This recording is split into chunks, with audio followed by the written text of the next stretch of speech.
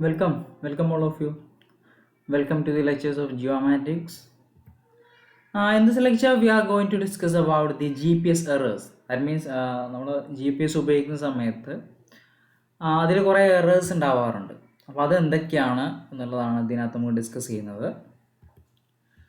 So these are the errors. First one, the error is ephemeris error, and the second one clock stability, and the third one is ionospheric and tropospheric delays, and fourth one multipath, and fifth one dilution of precision, sixth one satellite and receiver clock error, seventh one anti-spoofing, and the last one is receiver noise. These are the main errors that are found in GPS. Okay, അപ്പോൾ നമുക്കതിലെ ഓരോ errors ഒന്ന് discuss ചെയ്യാം. The first one is ephemeris errors. Ephemeris error എന്ന് പറഞ്ഞാൽ it is the error in the prediction of satellite position. നമ്മൾ മുമ്പ് പറഞ്ഞിരുന്നു control സെഗ്മെൻറ്റിൻ്റെ സഹായത്തോടു കൂടി സാറ്റലൈറ്റിൻ്റെ ഓരോ ടൈമിലെയും അതിൻ്റെ പൊസിഷൻ നമുക്ക് പ്രെഡിക്റ്റ് ചെയ്യാൻ പറ്റും. But sometimes there may be some errors in the prediction of satellite position. അപ്പോൾ ആ സാറ്റലൈറ്റിൻ്റെ പൊസിഷനെ പ്രെഡിക്റ്റ് ചെയ്യുന്നതിൽ വരുന്ന എററാണ് എഫിമറിസ് എറർ എന്ന് പറഞ്ഞത്. And it is satellite dependent and it is very difficult to correct and compensate. Okay, now the second error is clock stability. See, സാധാരണ നമ്മൾ G P S സാറ്റലൈറ്റിൽ ഉപയോഗിക്കുന്നത് rubidium and caesium time സ്റ്റാൻഡേർഡാണ്, അല്ലെങ്കിൽ atomic ക്ലോക്കാണ് നമ്മൾ ഉപയോഗിക്കുന്നത്. Atomic clock എന്ന് പറഞ്ഞാൽ വളരെ accurate ആണ്, അത് അക്യുറസി കൂടുതലാണ്, ഭയങ്കര അക്യുറേറ്റ് ആണ്. ആൻഡ് റിസീവേഴ്സിൽ നമ്മൾ ഉപയോഗിക്കുന്നത് കോഡ് സ്റ്റാൻഡേർഡാണ്. ഓക്കെ, അപ്പോൾ ഇത് കോഡ് സ്റ്റാൻഡേർഡ് എന്ന് പറയുന്നത് അറ്റോമിക് ക്ലോക്കിനേക്കാളും അക്യുറസി കുറവാണ്. സോ അവിടെ ഒരു അക്യുറസി ഡിഫറൻസ് വരുന്നുണ്ട്. ഇത് കാരണം ഉണ്ടാകുന്ന എററാണ് ക്ലോക്ക് സ്റ്റെബിലിറ്റി. ഇപ്പോൾ ഫോർ എക്സാമ്പിൾ അറ്റോമിക് ക്ലോക്ക് എന്ന് പറഞ്ഞാൽ വളരെ അക്യുറേറ്റ് ആണെന്ന് പറഞ്ഞാൽ, ഇപ്പോൾ ഫോർ എക്സാമ്പിൾ ഒരു സിഗ്നൽ സെൻഡ് ചെയ്ത സമയം എന്ന് പറയുന്നത് ഫോർ എക്സാമ്പിൾ 10 hours ഒരു 30 minutes ആൻഡ് ഒരു 45 seconds. ആൻഡ് അറ്റോമിക് ക്ലോക്ക് ആയതുകൊണ്ട് ഒന്നുകൂടെ അക്യുറേറ്റ് ആയിട്ട് മില്ലി സെക്കൻഡ് വരെ കിട്ടും. ഇപ്പോൾ ഫോർ എക്സാമ്പിൾ 10 millisecond വരെയൊക്കെ ഇത്രയും ഉണ്ട്. പക്ഷെ അത് നേരെ താഴോട്ട് സെൻഡ് ചെയ്ത സമയത്ത് കോഡ് സ്റ്റാൻഡേർഡ് ഇത്രയും അക്യുറേറ്റ് അല്ല. അപ്പോൾ അവിടെ അത് റീഡ് ചെയ്യാം 10 hours 30 minutes 45 seconds ഇത്രേ റീഡ് ചെയ്യാൻ പറ്റുള്ളൂ. ആ മില്ലി സെക്കൻഡ് അതിനെ റീഡ് ചെയ്യാൻ പറ്റില്ല. അപ്പോൾ അതിൻ്റെ അക്യുറസി ഇവിടെ കുറവാണ്. സോ ഇവിടെ വരുന്ന ഒരു ഡിഫറൻസ് കാരണമാണ് ഈ ഒരു എറർ ക്ലോക്ക് സ്റ്റെബിലിറ്റി എന്ന്. കാരണം രണ്ട് ക്ലോക്ക് രണ്ട് സ്റ്റാൻഡേർഡാണ്. That is a difference. Okay,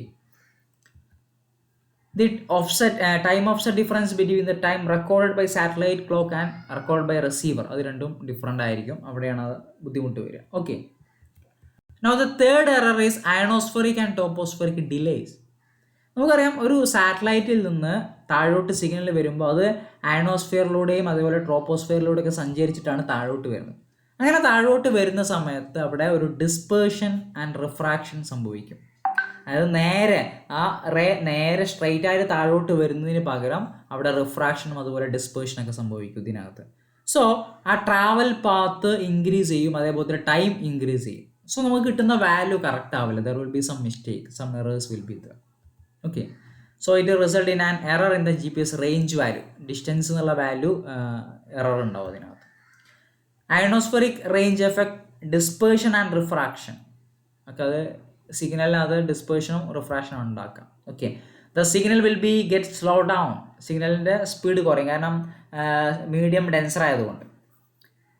വാക്വത്തിൽ നിന്ന് പെട്ടെന്ന് ഒരു ഡെൻസർ മീഡിയത്തിലേക്ക് കയറുന്ന സമയത്ത് അതിൻ്റെ സ്പീഡ് കുറയും, സിഗ്നലിൻ്റെ സ്പീഡ് കുറയും, അത് ടൈം ഡിലേ ഉണ്ടാക്കും. ഇങ്ങനെ ഒരുപാട് എറേഴ്സ് അതിൽ വരും. നമുക്കിവിടെ കാണാം ഈ ഫിഗറിനകത്ത്. ഇപ്പോൾ ഇവിടെ നമുക്കറിയാം ഒരു സാറ്റലൈറ്റിൽ നിന്നുള്ള സിഗ്നൽ നേരെ വരികയായിരുന്നു അല്ലേ. പിന്നെ അത് ആ അയണോസ്ഫിയറിലേക്ക് കയറിയ സമയത്ത് അതിനകത്ത് കുറേ റിഫ്രാക്ഷൻസും ഡിസ്പേർഷൻസും സംഭവിച്ചു. അതേപോലെ ട്രോപ്പോസ്ഫിയറിൽ കയറിയ സമയത്തും അതിനകത്ത് റിഫ്രാക്ഷനും ഡിസ്പേർഷനും സംഭവിച്ചു. അപ്പോൾ ഡയറക്റ്റ് വരേണ്ട സാധനം ഇതുപോലെ ഇങ്ങനെ ഇറഗുലറായിട്ട് ആണ് വരിക അല്ലേ. അപ്പോൾ ആ സമയത്ത് ടൈം ഡിലേ ഉണ്ടാവും. ഓക്കെ, അതുപോലെ സിഗ്നൽ വീക്കാവും, ഇങ്ങനെയുള്ള ഇഷ്യൂസൊക്കെ വരും. അപ്പം അങ്ങനെയുള്ള ഒരു എററാണ് ഡിലേ എന്ന് പറയുന്നത്. ഓക്കെ, സോ നമുക്ക് ഈ രണ്ടാമത്തെ ഫിഗറിലും കാണാം ആ റിഫ്രാക്ഷൻ സംഭവിക്കുന്നത് സിഗ്നലിനകത്ത്. ഡയറക്റ്റ് വരേണ്ട സിഗ്നൽ ഒരു റിഫ്രാക്റ്റഡ് ചെയ്തിട്ടാണ് വരുന്നത്, അപ്പോൾ ടൈം ഡിലേ ഉണ്ടാവും അതിനകത്ത്. Okay, now the fourth one is multipath. Multipath എന്ന് പറയുന്നത് സാധാരണ നമുക്ക് സിഗ്നൽ ഡയറക്റ്റ് നമ്മുടെ സിഗ്നൽ ഫോണിലേക്ക് അല്ലെങ്കിൽ റിസീവറിലേക്ക് കിട്ടും. Okay, but multipath occurs when the signal arrives at the receiver from one or more path. ഒന്നിൽ കൂടുതൽ പാത്തിൽ നിന്ന് റിസീവറിലേക്ക് സിഗ്നൽ കിട്ടുമ്പോഴാണ് ഈ ഒരു എറർ ഉണ്ടാവുന്നത്. And it is occurs when the GPS receiver is positioned close to a large reflecting surface such as big rock or building, and when the signal hit the object it is reflected to receiver creating a false measurement. Okay, ഈ ഫിഗറിലേക്ക് ഒന്ന് നോക്കാം. ഇവിടെ നോക്കിക്കോളൂ, ഇവിടെ ഈ red line കാണിക്കുന്നത് direct സിഗ്നലാണ് അല്ലേ. അതിൽ സിഗ്നൽ കിട്ടിയിട്ടുണ്ടെങ്കിൽ ഡയറക്റ്റായിട്ട് GPS റിസീവറിലേക്ക് കിട്ടുന്നത്.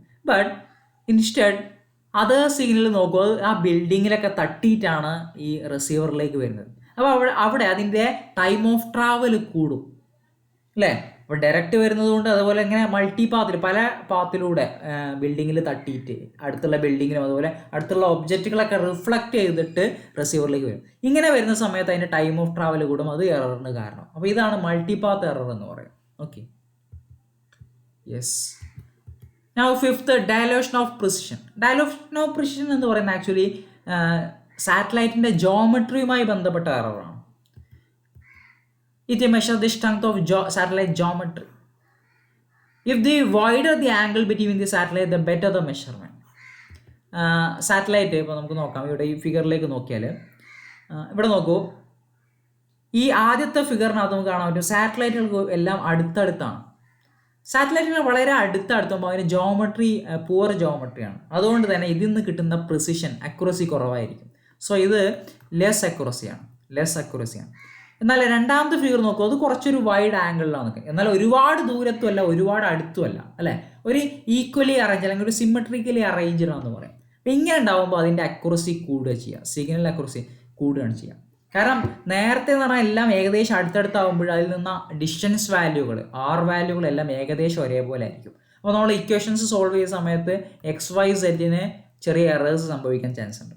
എന്നാൽ ഇവിടെ രണ്ടാമത്തെ കേസിൽ അതിൻ്റെ വാല്യൂ ഡിസ്റ്റൻസ് വാല്യൂകൾ ഡിഫറൻ്റ് ആയിരിക്കും. സോ ഡിഫറെൻറ്റ് ഇക്വേഷൻ ആയിരിക്കും. അതിൽ നിന്ന് കിട്ടുന്ന വാല്യൂസ് സോൾവ് ചെയ്യുമ്പോൾ വാല്യൂസ് വളരെ അക്യുറേറ്റ് ആണ് കിട്ടുക. ഓക്കെ, അപ്പോൾ ജോമെട്രി കുറച്ചൊന്ന് വൈഡ് ആയിട്ട് ഒരു സിമെട്രിക്കൽ ഈക്വൽ അറേഞ്ച്മെൻ്റ് ആണെങ്കിൽ it will be more good. അതല്ലെങ്കിൽ അതിനകത്ത് വാല്യൂസിനകത്ത് എറേഴ്സ് ഉണ്ടാവും. ഓക്കെ, അതാണ് ഡയലൂഷൻ ഓഫ് പ്രിസിഷൻ എന്ന് പറയുന്നത്. Okay, now next error, satellite and receiver clock error. സാറ്റലൈറ്റും റിസീവറിനും ക്ലോക്ക്. നേരത്തെ നമ്മൾ ക്ലോക്ക് സ്റ്റെബിലിറ്റി എന്ന് പറഞ്ഞിരുന്നു.